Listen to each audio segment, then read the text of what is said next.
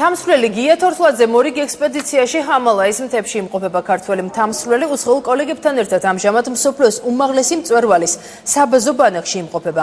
ექსპედიციას ექსკლუზიურად მოაბის განმღები ჯგუფი აშუქებს. ევერესტზე ასვლის მიზანი მწვერვალზე საქართველოს დროშის აღმართვაა. ამით გია თორთლაძე მსოფლიოს კიდევ ერთხელ შეახსენებს საქართველოს ოკუპირებული ტერიტორიების შესახებ. ქართველი თამსვლელი ექსპედიციას დაახლოებით 1 თვეში დაასრულებს. ამჟამად ვიმყოფები საბაზო ბანაკში, ახლა სულ რაღაც რამოდენიმე წუთი ამოვედი. ეს არის დაახლოებით 5360 მეტრი. აქ იმყოფება უამრავი ექსპედიცია უკვე. ჩვენი ექსპედიციის წევრები, საერთაშორისო ექსპედიციის წევრები, ხოდ 4 ამოვედი, დანარჩენები უკან არიან და ამოვლენ. ამიტომ ძალიან კარგია. ჯერჯერობით ყველაფერი კარგად არის. ნუ ახლა ის პროექტიც მეც გამოსული ვარ.